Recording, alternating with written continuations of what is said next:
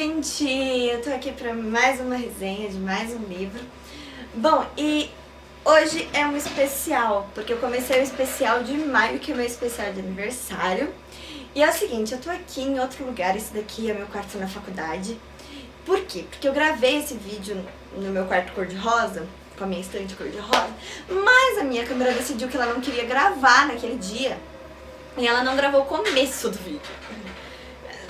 Não sei o que aconteceu com ela não gravou o começo, agora eu vou dar metade pro final. E eu já briguei com ela, tipo criança assim, né, a gente briga e ela volta a funcionar. Mas agora eu consigo fazer a resenha de hoje. Bom, deixa eu explicar, o especial de aniversário, eu vou falar sobre os 4 livros, porque são 4 semanas em maio. Falar sobre os 4 livros da minha vida, assim, tipo, os 4 melhores livros que eu li na vida. E 4 livros que eu tenho na minha estante e que eu com certeza vou dar para os meus filhos lerem, sem dúvida nenhuma. Então eu vou começar pelo primeiro livro que eu li na vida.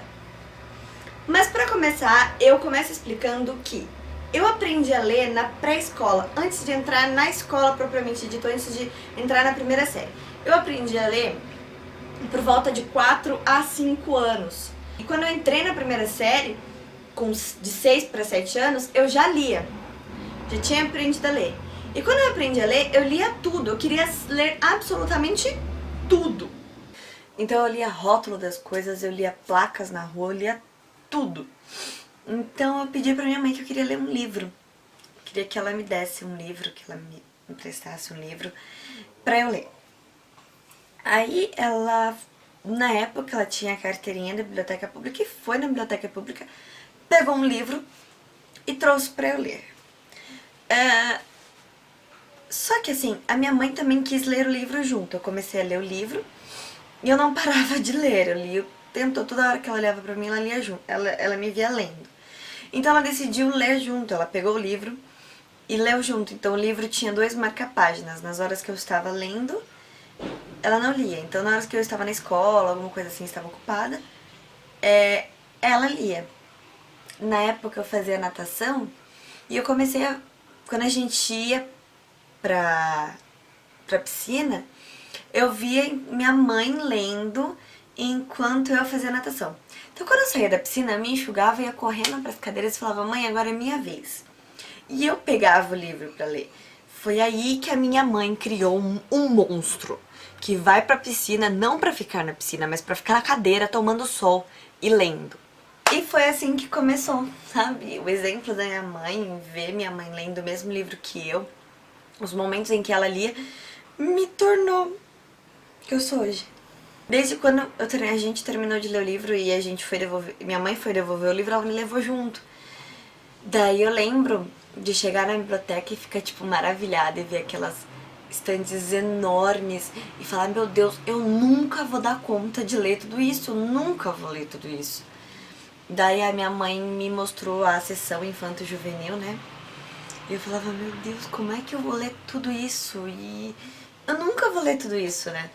Aí nós devolvemos aquele livro e daí eu pude escolher meu primeiro livro. Eu não lembro qual foi o livro que eu escolhi depois e quais foram os livros que eu li depois. Eu lembro do primeiro que minha mãe, aquele que minha mãe pegou, mas eu não lembro o que eu escolhi depois. Enfim, hoje aquela prateleira de infanto-juvenil da biblioteca pública da minha cidade, eu simplesmente já li tudo.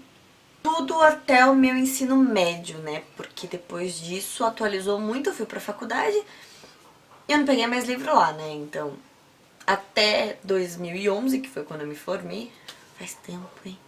Até 2011, quando eu me formei, eu tinha lido tudo que tinha naquela estante. Então eu vou falar desse primeiro livro que a minha mãe pegou pra eu ler, que é esse aqui, ó. Esse livro aqui chama-se A Casa da Madrinha, de Lígia Bojunga. Esse livro, acreditem, olha a grossura dele. Olha isso aqui, gente. Ele não tem figuras.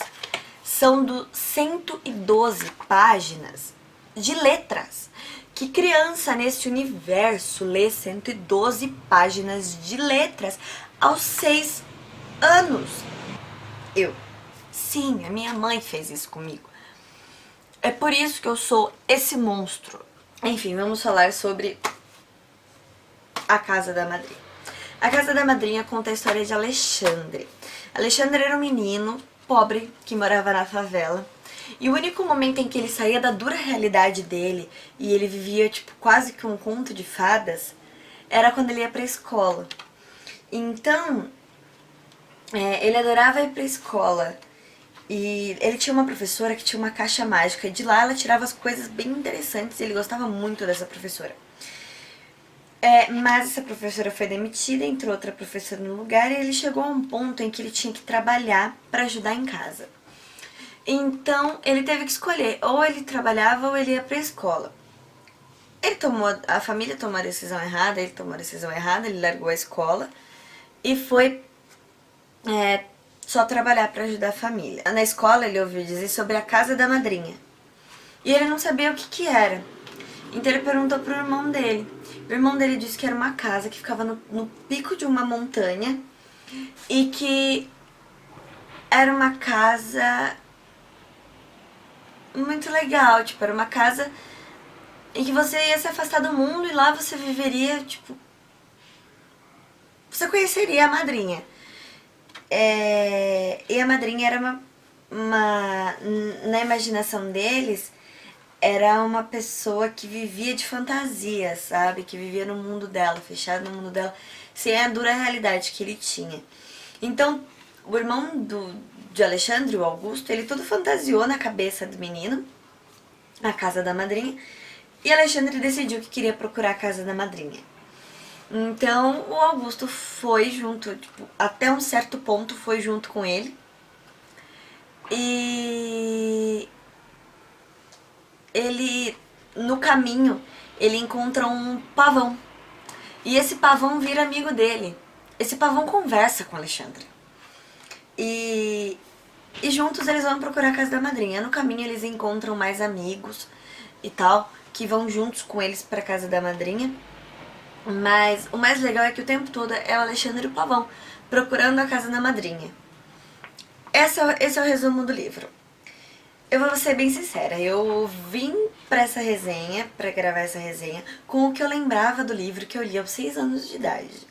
Eu tô fazendo 21, são 15 anos atrás. E, gente, eu me lembrava dessa história muito fantasiada, muito... Eu lembrava do pavão que falava, eu lembrava do menino que conversava com o pavão, eu lembrava da casa da madrinha como uma coisa tão fantasiada, tão imaginária, que daí eu fui pegar algumas críticas do livro A Casa da Madrinha e fui ler alguns pedaços dele pra eu contar um pouco mais, assim, específico. E esse livro, ele é assim... Quando você lê quando você é criança, você vai entender uma história. Quando você lê com um certo nível de amadurecimento maior, você vai ver com outros olhos. E foi o que aconteceu comigo. Então, quando eu peguei esse livro agora, eu falei, meu Deus, eu nunca pensei, eu nunca imaginei desse jeito. A temática principal do livro, eu vendo algumas críticas e vendo até a justificativa da autora de escrever esse livro, é que ele é uma crítica ao sistema educacional brasileiro. Sim, é uma crítica, sim, eu percebi depois, relembrando a história, eu percebi que é uma crítica, mas eu não vou falar sobre isso, principalmente porque eu não tenho uma solução, eu tenho só a crítica ao sistema educacional brasileiro, mas eu não tenho uma solução, então eu não gosto de dar críticas quando não se tem solução, sabe? Porque eu imagino que críticas têm que ser construtivas, e se você não tem solução é porque ela não vai ser construtiva. Mas eu quero falar sobre o que eu pensei sobre esse livro. O que esse livro me ensinou quando eu tinha 6 anos de idade? É que assim, quando você tem um sonho, quando você quer muito uma coisa, como Alexandre queria conhecer a casa madrinha, não importa quem você é, não importa o que você faz, do que você vive. O Alexandre era uma criança pobre que morava na favela e mal tinha condições de ir pra escola porque ele tinha que trabalhar. Então não importa o que você é, o que você faz, quantos anos você tem, não importa. Se você tem um sonho e você quer alcançar isso, pode demorar muito tempo, pode demorar pouco tempo, você vai alcançar. Sabe, sonhos são uma coisa que dominam as pessoas, sonhos são coisas que movem as pessoas. eu creio que sonhos movem as pessoas do mesmo jeito que me movem. Hoje eu vejo quantos sonhos eu tinha quando eu era criança e que hoje eu realizei, sabe? E eu consegui realizar porque um dia eu sonhei. Porque um dia eu pensei que daria certo, que eu iria conseguir. E eu consegui, sabe? Eu cheguei lá. Então, do mesmo jeito que o Alexandre, ele sonhou em encontrar a casa da madrinha e ele vai atrás da casa da madrinha, não importa quantos esforços ele tenha que dispor, valeu a pena, sabe? Então, pensa você também, se você tem um sonho, algo que você quer alcançar, não deixa que qualquer coisa, qualquer pessoa te desmotive, porque vale a pena. Você não sabe o que tem lá na frente, então corre atrás do seu sonho, sabe? Pode ser que seus sonhos mudem, pode ser que eles se adaptem, pode ser que eles cresçam, pode ser que eles diminuam. O que vai acontecer no decorrer do caminho é consequência do que você está vivendo. Mas não deixa de colocar o seu sonho como alvo, assim, para você alcançar. Porque eu acho que é isso que move as pessoas. E outra coisa super interessante. Cara, um amigo é essencial. O Alexandre tinha um pavão. Mas eu acho que o pavão ali, ele é bem simbólico, vai. Eu acho que isso eu vou levar isso em consideração. Sabe, você ter alguém com quem compartilhar essa jornada, alguém que te dê apoio e que fale assim, não, a gente tá junto. O meu sonho não é o mesmo que o seu, mas em algum momento a gente dá um jeito de nossos sonhos se cruzarem e a gente vai junto, sabe? Um tá ali pra ajudar o outro, pra conversar, pra chorar quando for necessário, pra dar apoio. Um amigo é essencial nessa jornada em busca dos seus sonhos.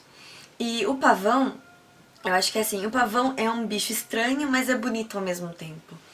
Então eu penso assim, amigo é uma pessoa na sua vida que não importa quem ele é, sabe? Amigo é amigo, sabe? Para os outros ele pode ser chato, ele pode ser insuportável, ele pode ser feio, ele pode ser gordo, ele pode ser qualquer coisa, mas amigo é amigo. Pra gente, ele vai com a gente em qualquer lugar. É ele que te dá apoio, é ele que tá com você, é ele que sonha com você, é ele que comemora com você quando você alcança alguma coisa. Então, um amigo é essencial, gente, é essencial. Do mesmo jeito que o Pavão era amigo do Alexandre e eles tiveram toda essa jornada. Então foi isso que eu aprendi com esse livro, A Casa da Madrinha. Eu super recomendo, eu já disse que é o primeiro livro que eu li na vida. E eu recomendo sim, se eu com 6 anos dei conta de ler 112 páginas de um livro sem gravuras, qualquer um dá conta de fazer isso. Então, gente, leiam. É muito bonitinho, é muito gostoso. É uma leitura bem gostosa, eu lembro. Gente, com 6 anos, para uma criança de 6 anos ler 112 páginas, deve ser bem gostoso de ler. Eu não li ele inteiro novamente, eu vou ler ele novamente, todinho de novo. Eu li só algumas partes, mas ele é bem gostoso. E essa foi a primeira resenha do especial de maio, aguardem as próximas. O post completo do livro A Casa da Madrinha tá lá no blog, o link tá aqui na descrição do vídeo. O vídeo anterior que eu fiz na categoria Pé na Estrada no blog também tá aqui na descrição do vídeo. Pra você ver, eu fui na biblioteca pública, gente, aonde minha mãe pegou esse livro. Eu fui naquela biblioteca e eu mostro pra vocês, eu conto pra vocês como foi essa experiência. Então o link também tá aqui na descrição do vídeo. Não se esquece de, se você gostou, dá um joinha nesse vídeo, gente, ajuda bastante. Eu fico muito feliz quando vocês dão joinha no vídeo. Se inscreve no canal pra você receber todos os vídeos que eu fizer, principalmente dessa série especial, que vai ser muito gostoso de fazer. Eu já estou toda empolgada pra fazer essa série. E vai lá ver o blog também, eu vou ficar bem feliz se você for lá ver o blog. Minhas redes sociais, facebook.com/permita-se com 2 Es, tá aqui na descrição do vídeo. E todas as outras redes sociais também estão aqui. No Instagram eu sou @ToledoJanaína, no Twitter eu sou Janaína, @JanaínaToledo com 2 As. E no Snapchat eu sou Janaína Toledo, eu já disse que lá eu conto tudo e eu falo do meu dia a dia pra vocês. Bom, pessoal, dessa vez é isso. Nós nos vemos na próxima. Um beijo. Tchau!